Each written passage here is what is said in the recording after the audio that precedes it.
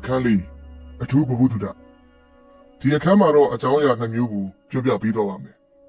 ပထမဆုံးကတော့ရေပုံရဘဝတုဒနဲ့အထူးဘဝတုဒတို့ကြားတွေကခွာခြားချက်ပဲဖြစ်ပါတယ်ရေပုံရဘဝတုဒဆိုတာစိတ်ဝင်စားဖို့ကောင်းတယ်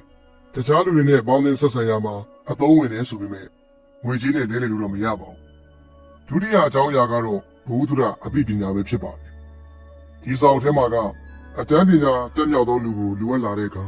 အထူးဘဝတုဒကိုဘယ်မှာရှာဖွေရမလဲဆိုတာသိတဲ့လူလို့ခေါ်ဆိုထားပါတယ်ဆိုလိုတာကတော့အတန်းပညာတက်မြောက်ဖို့ဆိုတာထက်အထူးဘဝတုဒသို့မဟုတ်အထူးပညာကိုတက်မြောက်ထားဖို့ကပိုပြီးတန်ဖိုးရှိတယ်ဆိုတာပါပဲ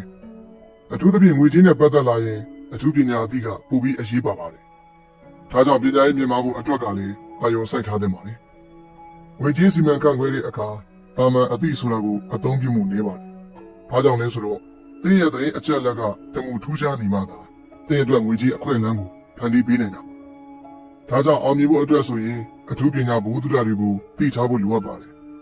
ဒါမှသာတင်းရဲ့ကံတရားကိုပြောင်းလဲနိုင်မှာဖြစ်ပြီးတော့သင်လိုချင်တဲ့ငွေကြေးကိုရရှိနိုင်မှာပဲဖြစ်ပါတယ်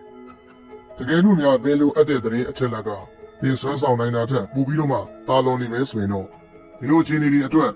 စာရေးသူကဉာဏ်စွမ်းမြင့်တဲ့အပွဲတစ်ခုကိုဖန်တီးဖို့သင်ကိုအကြံပေးထားပါတယ်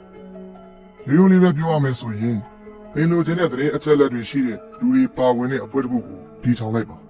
ပြီးတော့ဒီလူတွေကလည်းသင်ရဲ့ရည်မှန်းချက်ကိုအရောက်ပို့ပေးနိုင်တဲ့လူတွေဖြစ်ပါစေအခန်းကစိတ်ကူးယဉ်ခြင်းအောင်မြင်မှုတစ်ခုမှာစိတ်ကူးယဉ်ခြင်းဆိုတာကလည်းမရှိမဖြစ်အရေးပါပါတယ်ဘာကြောင့်လဲဆိုတော့သင်ရဲ့ရည်မှန်းချက်လက်တွေ့ဖြစ်လာဖို့အတွက်လိုအပ်တဲ့အစီအစဉ်မှန်သမျှကိုစိတ်ကူးထဲမှာကြိုတင်ချမှတ်လို့ရတာကြောင့်ဖြစ်